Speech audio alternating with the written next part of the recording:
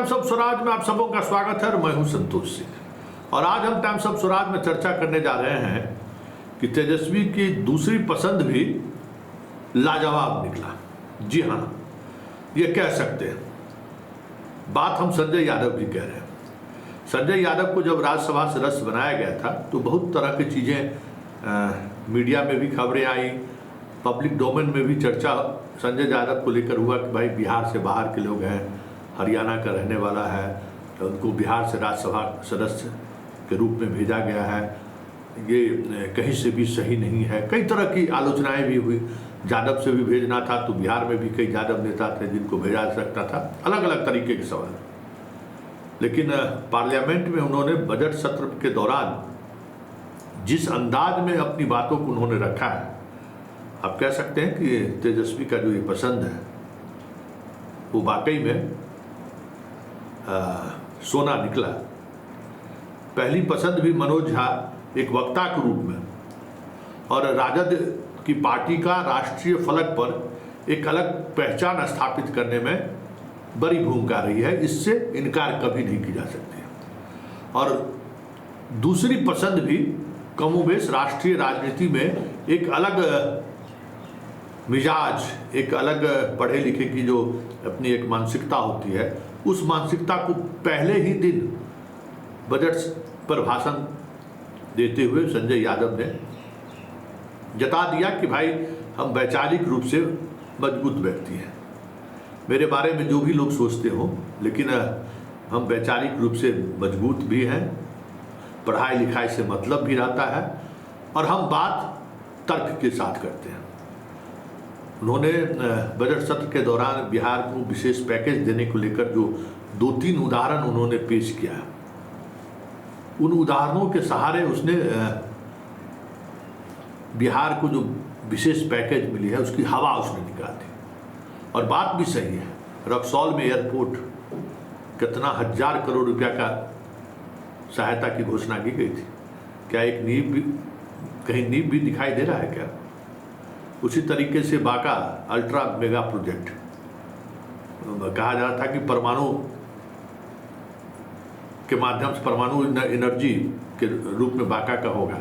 बहुत सारी चीज़ें चर्चा में हुई थी। भोला सिंह जिस समय में केंद्र में मंत्री थे, उस पर बड़ी बड़ी बातें भी हुई। लेकिन वो प्रोजेक्ट कहाँ है, किस रूप में है, और उतनी बड़ी राशि देने के बावजूद भी वो प्रोजेक्ट अभी तक सामने क्यों नहीं है? 2015 में दिया गया, 10 साल होने जा रहा है। ये सारे ऐसे सवाल उन्होंने रखा है जो उनकी परिपक्वता को प्रदर्शित करता है। तो जरा सुनिए संजय यादव ने राज्यसभा में किस तरीके से अपनी धाक जमाई है। हमारे देश में आय और संपत्ति का एक समान वितरण नहीं है महोदय, हमें इस दिशा में भी सोचना होगा। मानव प्रगति और आर्थिक प्रगति दोनों अलग अलग विषय हैं। मानव प्रगति में हम मानवीय विकास के पहलुओं को नज़रअंदाज नहीं कर सकते। मानवीय प्रगति में हम सामाजिक आर्थिक स्थिति, लोगों की बराबरी और गरीबी को आंकते हैं। लेकिन आर्थिक प्रगति में हम सिर्फ धन के संचय पे ही केंद्रित रहते हैं। तो धन के संचय से अधिक बातें मानवीय विकास की भी होनी चाहिए। सभापति महोदय, इस बजट में किसानों को लेके कुछ स्पष्ट नहीं था। किसानों को उनकी फसल का उचित दाम नहीं मिल पाता। एमएसपी को लीगलाइज करने की कोई बात नहीं है इस बजट में।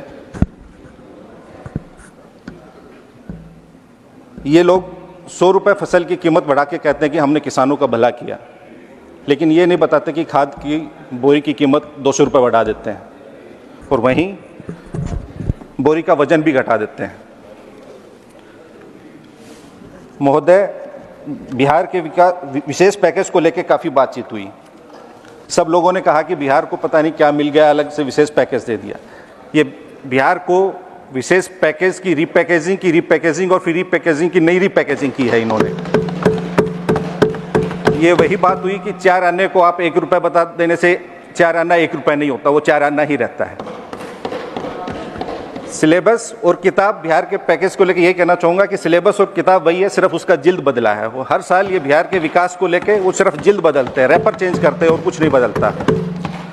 2015 में आदरणीय प्रधानमंत्री जी ने बिहार एक काफ़ी ड्रामेटिक अंदाज में बिहार के लिए विशेष पैकेज की घोषणा की थी 1,25,000 करोड़, और 40,000 करोड़ रुपए उसमें अन्य निवेश जैसे चेरी ऑन केक होता है वैसे 1,25,000 करोड़ के अलावा 40,000 करोड़ उन्होंने अन्य विशेष निवेश के लिए निर्धारित किए थे, आवंटित किए थे इनफैक्ट। अब इस बजट में इन्होंने हाईवेज के लिए 26,000 करोड़ बिहार के लिए आवंटित किए हैं। 2015 में 54,713 करोड़ रुपए आवंटित किए थे। हम पूछना चाहेंगे कि जो उस वक्त 54,713 करोड़ रुपए आपने बिहार के हाईवेज के लिए आवंटित और निर्धारित किए थे, उसका क्या हुआ? अब आप 26,000 करोड़ रुपए दोबारा दे रहे हैं। उस वक्त 2015 में बिहार में एयरपोर्ट के डेवलपमेंट के लिए आपने 2700 करोड़ रुपए आवंटित किए थे। इस बजट में फिर आप नए एयरपोर्ट्स की बात कर रहे हैं। उस बजट में आपने 250 करोड़ रुपए रक्सौल में एयरपोर्ट के विकास और निर्माण के लिए निर्धारित किए थे। वहाँ महोदय एक ईंट तक नहीं लगी है आज तक 9 वर्ष में, फिर आप एयरपोर्ट के लिए वहाँ आवंटित कर रहे हैं। आपने बांका में अल्ट्रा मेगा पावर प्रोजेक्ट के लिए 2015 में 20,000 करोड़ रुपए आवंटित किए। फिर इस बजट में अब बांका से बगल वाला जिला सटा हुआ है भागलपुर। अब इस बजट में आपने 21,400 करोड़ रुपए थर्मल पावर प्लांट के लिए आवंटित किए हैं पीरपैंती में, भागलपुर जिला में। मतलब 20,000 करोड़ रुपए आप 2015 में बांका में अल्ट्रा मेगा पावर प्रोजेक्ट के लिए कर रहे थे, और अब आप 21,400 भागलपुर में कर रहे हैं। 9 वर्षों में जिला चेंज हो गया, आपका 20,000 करोड़ से 21,400 करोड़ हो गया, कुछ नहीं हुआ उसका। तो आपने सुना। वैसे संजय झा को लेकर मेरा भी मानना रहा है कि तेजस्वी यादव की जो पसंद है वो पसंद कहीं न कहीं इस बात की ओर संकेत करता है कि वो राजनीति में अच्छे व्यक्ति को लाना पसंद करते हैं। बहुत सारी मजबूरियां भी हैं, बहुत सारी चीज़ें भी ऐसी हैं जिस वजह से उन्हें इस तरीके के चेहरे को लाना थोड़ा मुश्किल है आज की राजनीतिक परिस्थिति में भी, लेकिन उनकी पसंद इस तरीके की है। अब 2-3 मुलाकात हमारी संजय यादव से। पहली मुलाकात में तो मुझे लगा ही नहीं, जब वो हमारा नाम लेते हुए हमसे बात करना शुरू किया तो मुझे लगा ही नहीं कि भाई ये मुझे कैसे जानते हैं। फिर दूसरी मुलाकात जब गठबंधन टूटा था, आरजेडी साथ आया, तो विधानसभा में सीढ़ी पर चढ़ते हुआ उस वक्त भी कुछ बातें हुई, और फिर फोन पर कभी कभी बातचीत हुई, तो वो भी वैचारिक बातचीत। और उस वैचारिक बातचीत में आरजेडी कहाँ उस पॉलिटिकल माइलेज को लेकर बेपटरी हो रहा है, उस पर चर्चा हुई। और मैंने देखा कि उस चर्चा के दौरान जो चीज़ें सामने आई, उन चीज़ों को काफ़ी गंभीरता से संजय यादव ने लिया, और हर पार्टी के सबसे आखिरी पदान पर जो उनके कार्यकर्ता बैठे हुए हैं, जो कार्यकर्ता हैं, उन तक उन्होंने वो मैसेज जरूर वहाँ पहुँचाया। तो वैचारिक तौर पे ही नहीं, पार्टी मजबूत कैसे हो इसको लेकर जो इंडिपेंडेंट लोग हैं, जिनकी कोई राजनीतिक महत्वाकांक्षा नहीं है, हम लोग जैसे पत्रकार, उनसे भी उनका रिश्ता रहा है, ये मैंने महसूस किया। लेकिन कल जिसने सदन में जिस तरीके से बिहार के प्रतिनिधित्व के तौर पर जिस तरीके का वो सदन में अपनी बातों को रखा है, कह सकते हैं कि तेजस्वी का ये पसंद भी खड़ा होता है।